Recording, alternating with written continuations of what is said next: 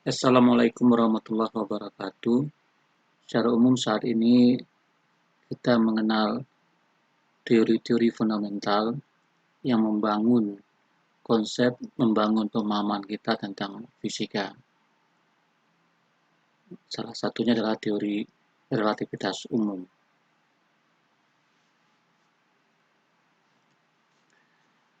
Sebelum kita bekerja dengan matematik yang rumit pada teori relativitas umum, alangkah baiknya kita mencoba meresapi fenomena kelahiran teori ini. Mencoba memahami cara berpikirnya Einstein, sehingga mudah-mudahan kita dapat rasa atau filosofi yang mendasari kelahiran teori relativitas umum. Suka atau tidak suka, Einstein adalah salah satu ilmuwan terhebat sepanjang masa yang menjulang tinggi bersama Isaac Newton dan James Clerk Maxwell untuk kontribusinya. Tidak mengherankan, majalah Time memilihnya sebagai pribadi abad ini. Banyak sejarawan telah menempatkannya di antara ratusan orang-orang yang paling berpengaruh selama 1000 tahun terakhir. Ia mengingat tempatnya dalam sejarah, ada beberapa alasan untuk mencoba melakukan upaya baru yang segar untuk memeriksa kembali hidupnya. Teorinya begitu dalam, sehingga prediksi yang dia buat puluhan tahun yang lalu masih mendominasi berita utama hingga saat ini. Jadi sangat penting bagi kita untuk mencoba memahami akar teori-teori ini. Teorinya banyak menghasilkan generasi baru instrumen yang tak terbayangkan pada tahun 1920-an. Misalnya satelit, laser, superkomputer, nanoteknologi, detektor gelombang gravitasi, dan lain-lain. Prediksi Einstein memuat jangkauan luar kosmos dan interior atom. Tapi yang anehnya, dia memenangkan hadiah Nobel bukan untuk itu. Dia memenangkan hadiah Nobel untuk teori ilmu yang lain. Bukan terkait dengan relativitas, apalagi relativitas umum. Bahkan remah-remah dari meja Einstein membuka pemandangan baru untuk sains. Hadiah Nobel 1993 misalnya jatuh kepada dua fisikawan yang secara tidak langsung mengkonfirmasi keberadaan gelombang gravitasi yang diprediksi oleh Einstein pada tahun 1916 dengan menganalisis gerakan bintang neutron kembar. Pada tahun 2001, hadiah Nobel diberikan kepada 3 fisikawan yang mengkonfirmasi keberadaan Bose-Einstein kondensat, keadaan materi baru yang mendekati nol mutlak yang diprediksi Einstein pada tahun 1924.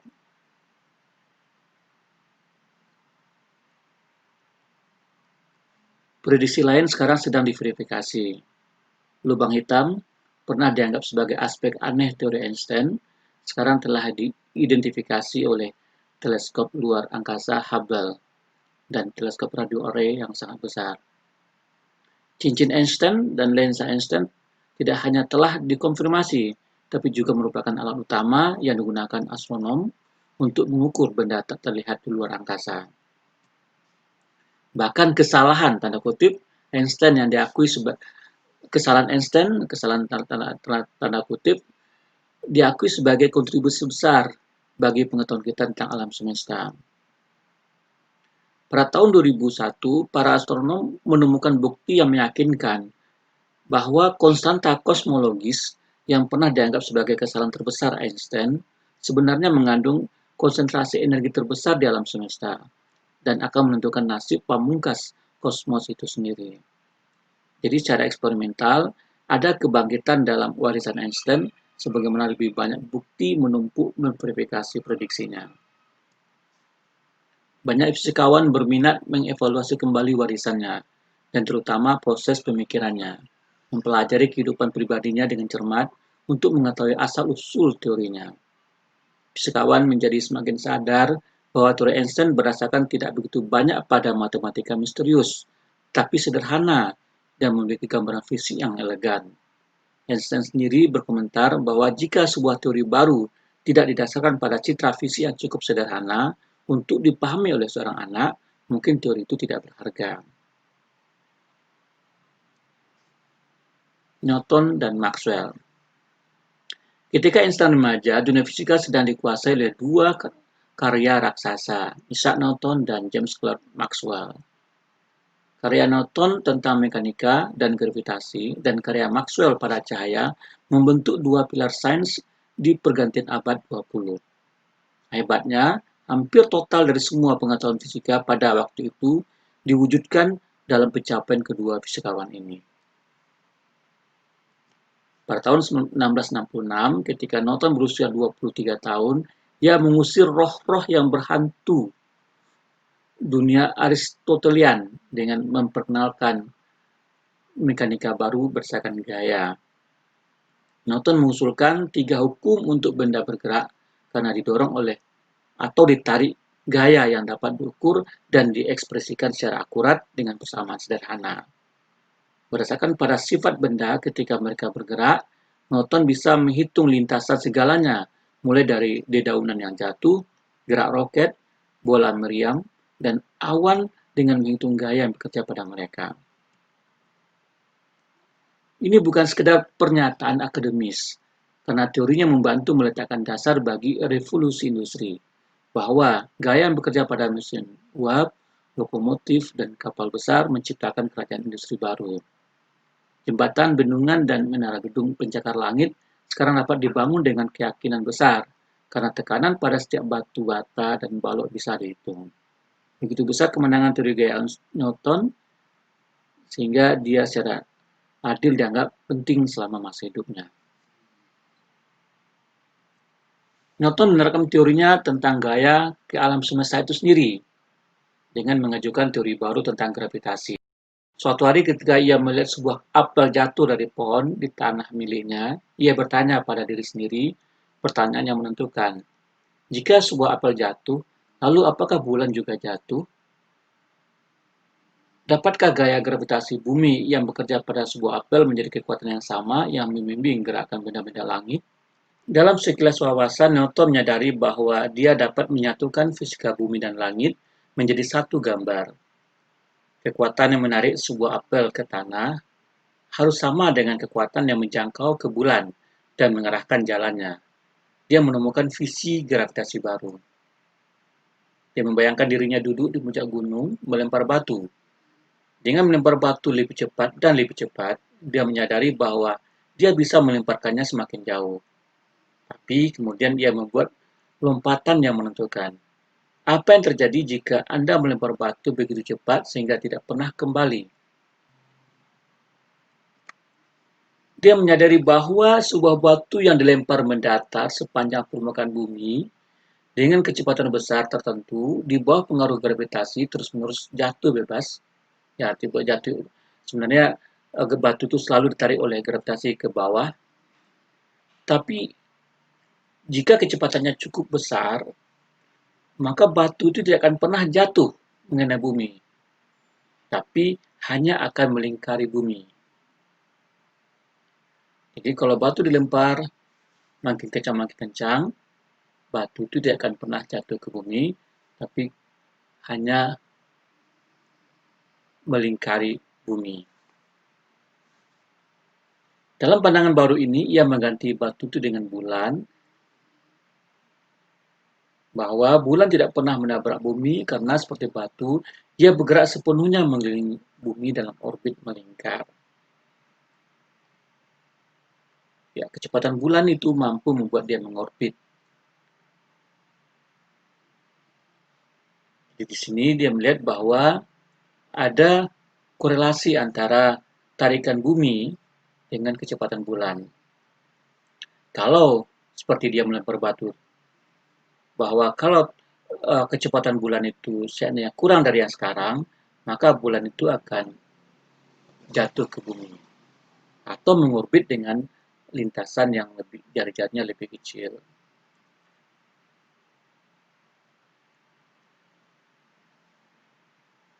Atau jika bulan bergerak dengan kecepatan yang lebih besar dari sekarang, maka lintasan bulan akan membesar orbitnya. Jadi bulan mengorbit dengan jari-jari yang lebih besar dari sekarang. Bulan tidak diam di ruang angkasa, seperti yang dipikirkan gereja. Tapi secara terus-menerus jatuh bebas seperti batu atau apel, dipandu oleh gaya gravitasi. Ini penjelasan pertama tentang gerak tata surya. 2 dekade kemudian, pada tahun 1682, seluruh London ketakutan dan kagum dengan kedatangan komet yang cemerlang menerangi langit malam. Newton dengan hati-hati melacak gerakan komet itu dengan sebuah teleskop pemantul, salah satu dari penemuannya, dan menemukan bahwa gerakannya sesuai dengan sangat sempurna dengan persamaannya jika komet diasumsikan jatuh bebas oleh gravitasi. Dengan astronom Edmund Halley, ia bisa memprediksi kapan tepatnya komet itu, yang kemudian dikenal sebagai komet Halley, akan kembali. Ini adalah prediksi pertama tentang pergerakan komet. Hukum gravitasi itulah yang digunakan Newton untuk menghitung gerakan komet Halley dan bulan yang sama yang digunakan NASA hari ini untuk memandu wahana antariksa dengan akurasi yang menakjubkan dalam memprediksi lintasan benda langit seperti planet Uranus dan Neptunus.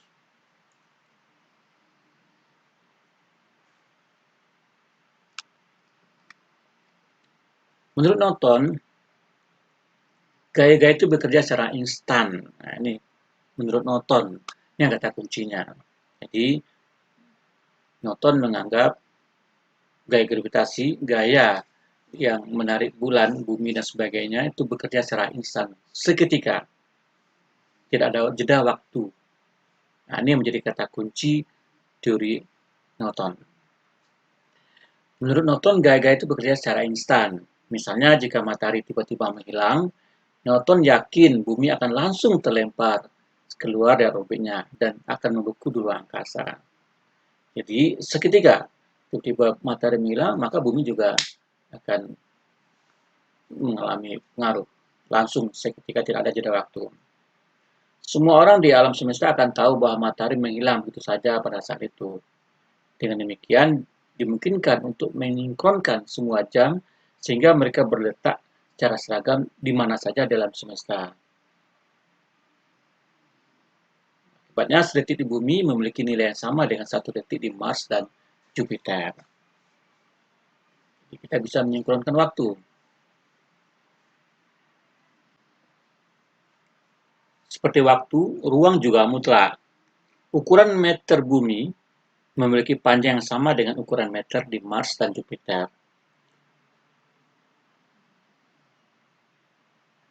Jadi tongkat meter tidak akan berubah panjangnya di mana saja dalam semesta. Detik dan meter karenanya sama. Tidak masalah kemanapun kita berpergian di luar angkasa. Dengan demikian, Newton mendasarkan idenya pada gagasan tentang ruang dan waktu absolut. Untuk Newton, ruang dan waktu membentuk kerangka referensi absolut, yang dengannya kita memang dapat menilai gerakan semua benda. Jika kita berpergian dengan kereta api misalnya, kita percaya bahwa kereta bergerak dan bumi tetap. Namun setelah memandangi pepohonan yang lewat jendela, kita dapat berspekulasi bahwa mungkin kereta itu benar-benar diam dan pohon sedang melewati jendela kita.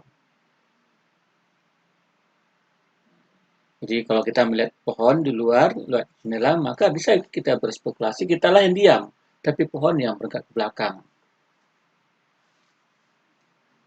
Karena semua yang ada di kereta tampak tidak bergerak, kita dapat mengajukan pertanyaan, mana yang benar-benar bergerak, kereta atau pepohonan? Bagi Newton, kerangka referensi absolut ini bisa menentukan jawabannya. Inilah urgensinya kerangka acuan mutlak atau kerangka acuan absolut.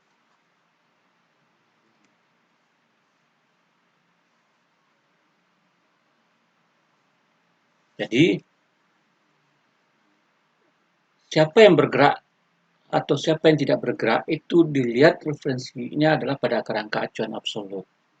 Nah, maka kalau menurut kerangka acuan absolut benda itu bergerak, maka dikatakan benar benda itu bergerak. Walaupun menurut kerangka lain benda itu masih diam.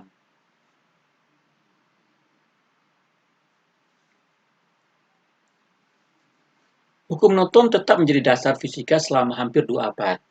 Lalu di akhir abad ke-19, penemuan baru seperti telegraf dan bola lampu merevolusi kota-kota besar di Eropa. Studi tentang listrik telah menghasilkan keseluruhan konsep baru dalam sains. Untuk menjelaskan kekuatan misterius listrik dan magnet, James Clerk Maxwell, seorang ahli fisika Skotlandia di Universitas Cambridge,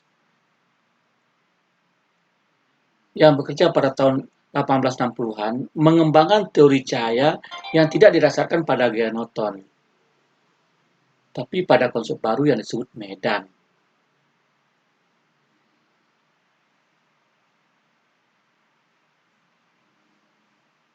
Nah, Einstein menelaah teori medan itu menulis bahwa konsep medan adalah bidang fisika yang paling mendalam dan paling berhasil sejak Newton. Konsep medan yang diusulkan oleh Maxwell. Jadi Maxwell yang mengusulkan medan, Einstein mulai mengambil pandangan medan dari Maxwell itu, yang nanti membangun teorinya. Ya, makanya menurut Einstein, medan adalah bidang fisika yang paling mendalam dan paling berhasil sejak Newton. Medan-medan ini dapat divisualisasikan dengan menaburkan serbu besi di atas lembar kertas. Letakkan sebuah magnet di bawah kertas itu, dan serbu secara ajaib akan mengatur ulang diri mereka menjadi pola seperti jaring laba-laba, dengan garis-garis menyebar dari kutub utara ke kutub selatan mengelilingi magnet. Medan ini adalah medan magnet, suatu susunan garis gaya yang tidak terlihat menembus semua ruang.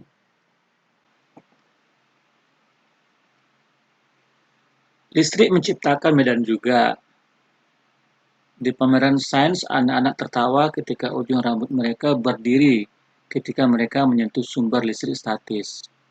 Bulu-bulu menelusuri garis medan listrik yang tak terlihat yang berasal dari sumber muatan.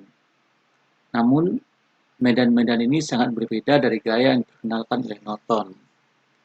Gaya, kata Newton, bertindak seketika atas semua ruang, sehingga jika terjadi gangguan di satu bagian alam semesta, akan langsung terasa di seluruh alam semesta.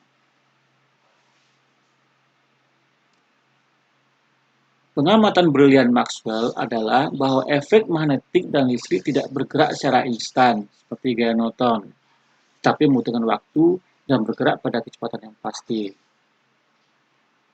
Penulis biografinya, Martin Goldman, menulis, gagasan tentang waktu aksi magnetik tampaknya telah mengilhami Maxwell secara tiba-tiba. Maxwell menunjukkan, misalnya, bahwa jika seseorang mengguncang magnet itu, akan membutuhkan waktu bagi sebuah besi di dekatnya untuk bergerak. Tapi pada skala laboratorium, hal itu tidak akan terlihat, karena waktunya terlalu singkat akibat jarak magnet dan sebuah besi terlalu dekat. Bayangkan sebuah jaring laba-laba bergetar dalam angin.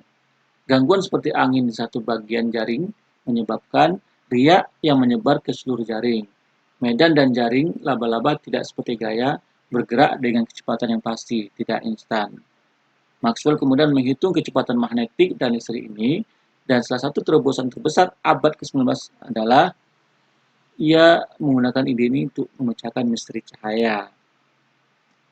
Maxwell tahu dari karya sebelumnya, Michael Faraday, dan yang lainnya, bahwa gerakan medan magnet dapat menciptakan medan listrik. Generator dan motor itu menggemparkan dunia kita adalah konsekuensi langsung dari dialektika ini. Dia mengambil analogi sebaliknya bahwa gerakan medan listrik dapat menciptakan medan magnet. Kejeniusan Maxwell adalah menyatukan kedua efek itu. Jika medan magnet berubah dapat membuat medan listrik dan sebaliknya, maka mungkin keduanya dapat membentuk siklus gerak dengan medan magnet dan medan listrik terus saling memberi imbas dan berubah menjadi satu sama lain. Maxwell yang cepat menyadari bahwa pola siklus ini akan menyebabkan gerak medan listrik dan magnet. Keduanya bergetar serempak, masing-masing berubah menjadi lainnya dalam gelombang yang tidak pernah berakhir. Kemudian dia menghitung kecepatan gelombang ini. Yang mengejutkan, dia menemukan bahwa kecepatan gelombang ini persis sama dengan kecepatan cahaya. Selanjutnya mungkin menjadi pertanyaan paling revolusioner abad 19 yang mengklaim bahwa memang itu adalah cahaya. Maxwell kemudian mengumumkan seolah mendapat nubuat kepada rekan-rekannya. Kita hampir tidak bisa menghindari kesimpulan bahwa cahaya itu merupakan gelombang transversal yang berasal dari osilasi medan-medan yang disebabkan oleh fenomena listrik dan magnet. Setelah bingung tentang sifat cahaya selama ribuan tahun, ilmuwan akhirnya memahami rahasia terdalamnya. Tidak seperti gaya Newton yang bersifat seketika, medan-medan itu bergerak dengan kecepatan yang pasti, itu kecepatan cahaya. Karya Maxwell dikodifikasikan dalam 8 persamaan diferensial parsial yang sulit, dikenal sebagai persamaan Maxwell. Pada akhir abad ke-19, akibat kesuksesan bukti eksperimen begitu besar dari teori Newton dan Maxwell, beberapa fisikawan dengan percaya diri meramalkan bahwa keduanya sebagai pilar ilmu pengetahuan telah menjawab semua pertanyaan dasar alam semesta. Saat Max Planck, pendiri teori kuantum, bertanya kepada penasehatnya tentang menjadi seorang ahli fisika, katanya untuk beralih bidang karena fisika pada dasarnya selesai. Tidak ada yang benar-benar baru temukan, katanya. Pikiran-pikiran ini digaungkan fisikawan agung abad ke-19, Lord Kelvin, yang menyatakan bahwa fisika pada dasarnya telah lengkap, kecuali beberapa awan kecil di cakrawala yang tidak bisa dijelaskan. Namun kemudian terjadi defisiensi secara tajam dari dunia Newton setiap tahunnya. Penemuan seperti isolasi radium dan radioaktivitas Marie Curie telah mengguncang dunia sains dan membangkitkan imajinasi baru publik.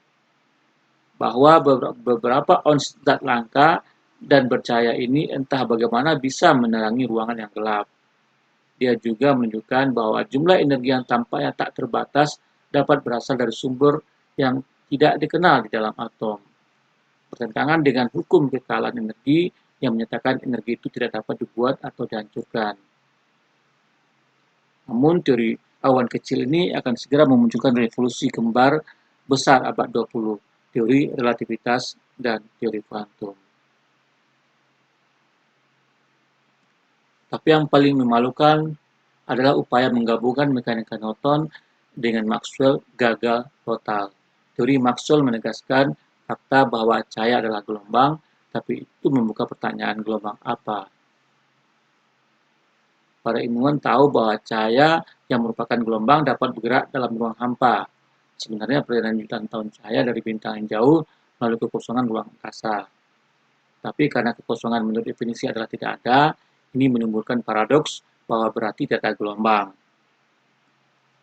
Fisikawan penganut paham Newton mencoba menjawab pertanyaan ini dengan mendalilkan bahwa cahaya terdiri dari gelombang yang bergetar dalam ether, gas stasioner ringan, lebih ringan dari udara yang memenuhi alam semesta. Ether seharusnya menjadi kerangka referensi absolut di mana seseorang dapat mengukur semua kecepatan. Seorang skeptis mungkin mengatakan bahwa sejak bumi bergerak mengelilingi matahari dan matahari bergerak di sekitar galaksi, maka tidak mungkin untuk mengatakan mana yang benar-benar bergerak. Fisikawan Newton menjawab ini dengan menyatakan bahwa tata surya bergerak relatif terhadap ether yang stasioner, sehingga orang dapat menentukan mana yang benar-benar bergerak. Jadi ether adalah kerangka absolut Newton. Namun, ether mulai semakin banyak mengasumsikan sifat-sifat magis dan aneh. Seperti contoh, fisikawan tahu bahwa gelombang bergerak lebih cepat dalam medium yang lebih padat, seperti suara getaran yang dapat bergerak lebih cepat di air daripada di udara. Namun, karena cahaya bergerak dengan kecepatan fantastik, itu berarti bahwa ether harus sangat padat untuk dapat melewatkan cahaya. Bagaimana mungkin? Karena ether juga seharusnya lebih ringan dari udara. Seiring waktu, ether menjadi hampir suatu substansi mistis. Ether itu mutlak stasioner, tanpa bobot, tidak terlihat, dengan viskositas nol, namun lebih kuat dari baja dan tidak terdeteksi oleh instrumen apapun. Pada tahun 1900, kekurangan mekanika Newton menjadi semakin besar. Dunia sekarang siap untuk revolusi, tapi siapa yang akan memimpinnya? Meski fisikawan lainnya sangat menyadari adanya lubang dalam teori ether, mereka dengan takut-takut mencoba untuk menambalnya dalam kerangka Newton. Einstein dengan prinsip nothing to lose tidak perlu takut kehilangan apapun, karena dia saat itu bukan siapa-siapa, bukan ilmuwan benar yang akan kehilangan kewibawaan jika salah langkah, mampu lepas dari kerangka berpikir saat itu dan menyerang ke jantung masalah, bahwa gaya Newton dan Maxwell tidak kompatibel. Bahwa gaya Newton dan medan Maxwell tidak kompatibel. Itu serangan dari Einstein. Salah satu dari dua pilar sains harus jatuh. Ketika salah satu pilar itu akhirnya runtuh atau jatuh, hal itu akan membalikkan lebih dari 200 tahun fisika dan akan merevolusi cara kita melihat alam semesta dan realitas itu sendiri. Fisika Newtonian akan digulingkan oleh Einstein, sebuah gambar yang bahkan seorang anak kecil bisa mengerti.